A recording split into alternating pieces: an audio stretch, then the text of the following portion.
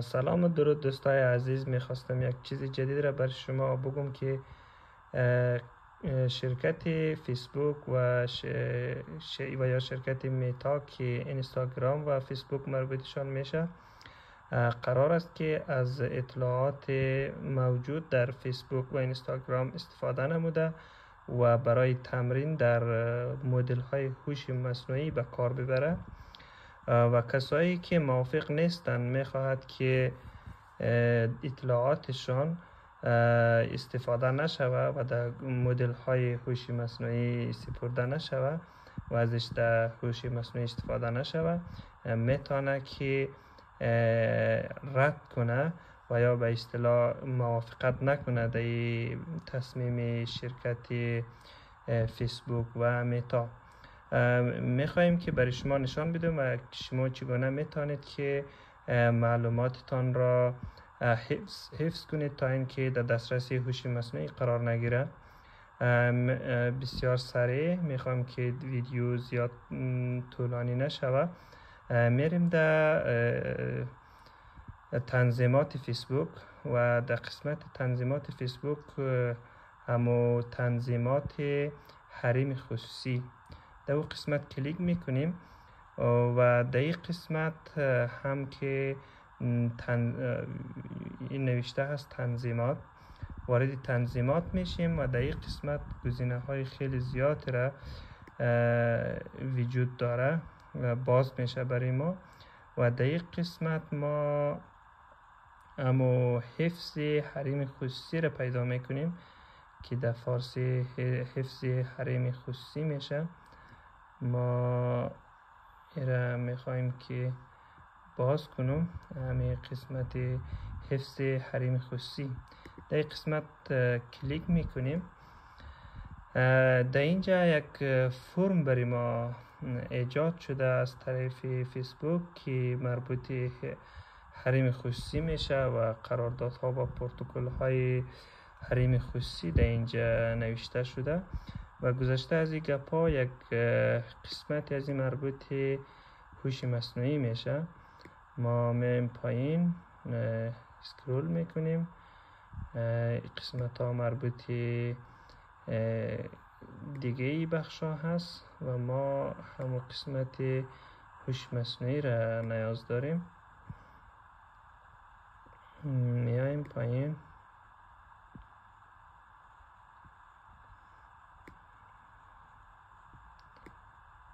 در قسمتی از این نوشته هست که تکنولوژی هوش مصنوعی. تکنولوژی هوش مصنوعی رو پیدا میکنیم. در این قسمت وجود داره.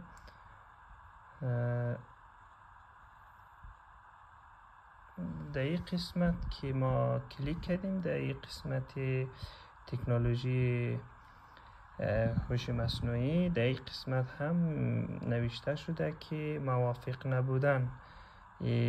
معلوماتی وجود داره که نوشته شده که اصطلاحات شما قرار است در فیسبوک در هوش مصنوعی استفاده شود، از فیسبوک استفاده میکنید. اگر موافق نیستید در این قسمت یک گزینه هست که شما موافق نبودن خود را در اینجا اعلان کنید. ویدایشپریشن، در این قسمت ما کلیک میکنیم و باز هم یک فرمی باز میشه که مربوطی همین قسمت هوش مصنوعی است که ما میتونیم که معلومات خود موافقت نکنیم که در هوش مصنوعی استفاده شود.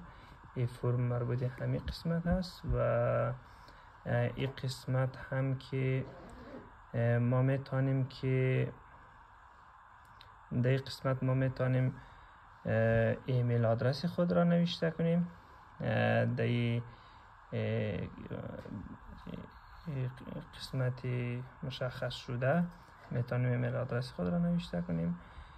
ما ایمیل آدرس خود را نوشته میکنیم و در این قسمت هم یک توضیحات اضافی شما میتونید نوشته کنید و خیلی مهم هم نیست که شما حتما باید توضیحات اضافیش را هم نوشته کنید و میتونه این توضیحات اضافی در قسمت سفید هم باشه و باز هم ما گزینه فرستادن و یا گزینه ارسال را ما کلیک میکنیم.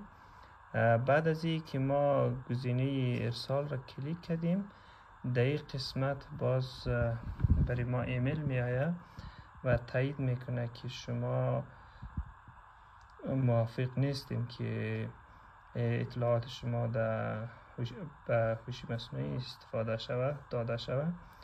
ایره به خاطر گفتم که خیلی مهم است که تعداد زیاد از هموطنان ما مخصوصا در افغانستان از فیسبوک استفاده میکنه و خیلی معلومات های شخصیشان احتمالاً در فیسبوک درج باشه و یک وقتی میشه که هوش مصنوعی و یا از طریق هوش مصنوعی طریق انسان ها مورد سوء استفاده قرار بگیره، چون در دسترس خیلی عموم قرار میگیره، عمومی میشه. و به می خاطر گفتم ایره هم برای شما هم یادآوری شوم و هرچی میتونین که زودتر این برنامه را، این گزینه را فعال نمایید. شما هم تشکر و بخیر باشین.